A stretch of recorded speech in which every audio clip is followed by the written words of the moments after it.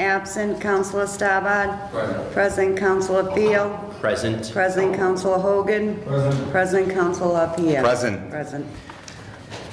Okay, we have a discussion and to send down for a public hearing the following proposed ordinance, amending the ordinance regulating wireless communication facilities to be located in the city of Lynn in public ways. Motion to approve. No. You have Want to have Attorney Lamanna speak, and then we'll... Just real briefly, Update us. pursuant to federal law, any city that wants to have any rules and regulations regarding the aesthetics of small cell towers, they must be enacted in place by April 15th. And the mayor actually went to a Mass Municipal Association meeting last week, and this was a presentation, so this is why you're here on an off night. And time is of the essence to set this down for next Tuesday. This is modeled after Newton, as you can see, 18 pages. They're very detailed and gives... I spoke with Mike Donovan last evening. It does not have any negative effect on ISD, but it is onerous on the wireless carriers to ensure that there's no aesthetic issues. And Council Walsh is aware that they came before us and they threatened some federal lawsuits on some significantly large small cell apparatus. Just real quick. Sure. So they come in front of us on the Utilities Commission, and one of the things that they brought up was a set of plans that showed these new small cell tower sites. And they're using telephone poles. And they want to increase the height in some cases 10 feet.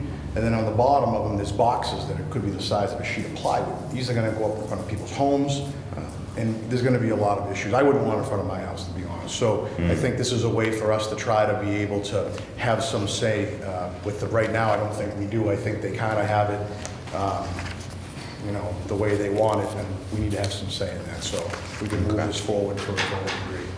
So where in Thank this you. is that for that type of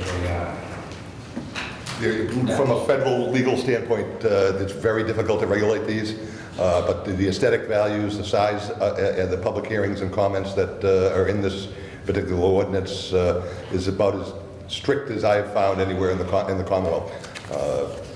Most cities, it's about 3 or 4 pages, but we cannot unreasonably regulate small cell towers, so there'll have to be some basis as far as aesthetics in these regulations that would allow us a leg to stand on if it were to be challenged. And what happens if a city or town doesn't adopt something like this? They would be subject to these blighted things and all, or not uniform, or... Correct. My understanding, researching this in the last 2 weeks, anything that is less than 10% larger than what's there now is allowed as a matter of right.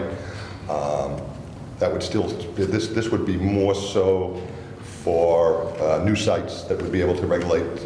But if you've already approved apparatus, they could come in as a matter of right and essentially replace it as long as it's up to 10%. And that probably will be an issue with the 7 or 8 that came in from Crown. So we're doing our very best to preserve the aesthetics of the neighborhood and keep it as looking as similar as it does today with something like this. I feel confident that Newton spent a lot of time on this. All right, so we're following our neighbors in Newton. Okay. In the law department. So this is probably about as tough as you can get under the existing federal laws. Okay. second. Any other, yeah. So we got a motion on the table to move it to a public hearing, seconded by Council Starbad.